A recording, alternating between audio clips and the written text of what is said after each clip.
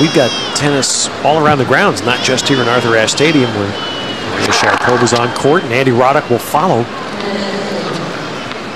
But because of the rain yesterday, matches carried to today, and with lights on many of the courts here, we still got a lot of action going on in the early evening.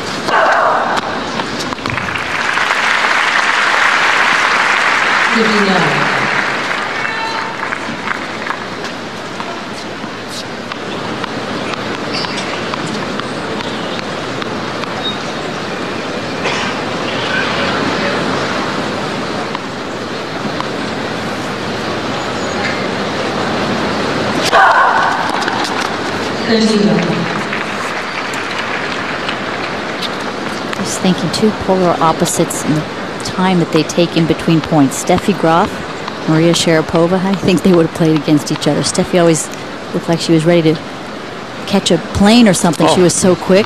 Maria, very deliberate.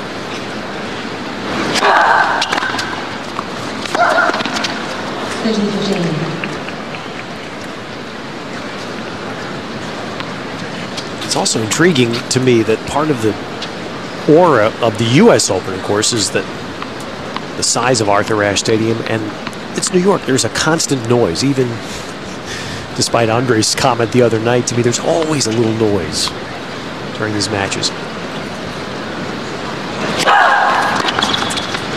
And the reason I mention this is that Sharapova's shriek, it's not a grunt, it's a shriek, isn't as noticeable here as it is at Wimbledon. At Wimbledon, wow, you really That's feel what I mean. it. I just really, watching the beginning of this match tonight, it's not as offensive.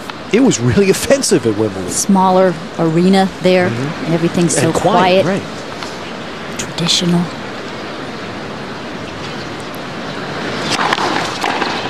And there was one point in the match that we'll get back to in just a second from Wimbledon.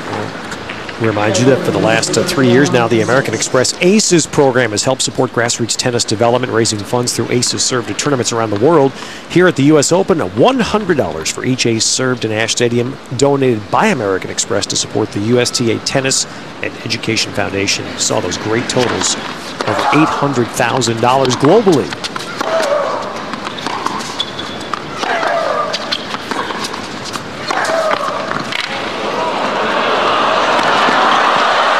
Krajicek got there, but unable to do much with it. And believe it or not, Ted, at 17, Michaella Krajicek has already had knee surgery. 2005, at Hertogenbosch, the grass court tournament right before Wimbledon, she slipped, hurt her knee, was out for about 3 months. It's tough to go into the night for the knee already at that age.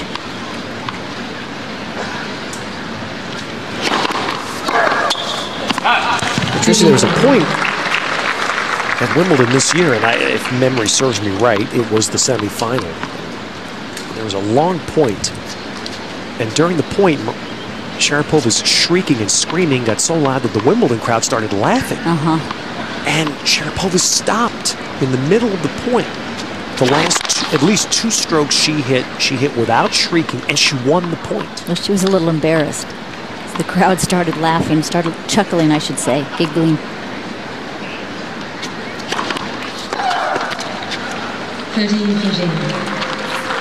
Which shows you she can control it. That was my point. And I don't know I have no idea. I've not had a chance to ask her whether that was reflexive on her part or whether it was conscious. But she won the point.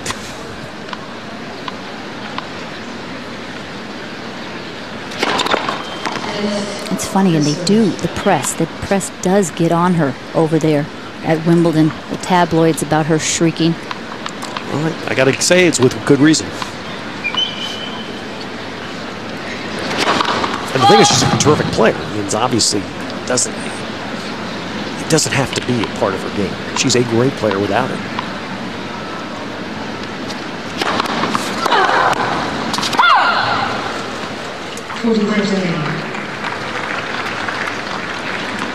Krajicek almost has her back to the court when she starts her serve. Her right foot way behind that front left foot and brings it up to meet the left foot and then turns into the serve.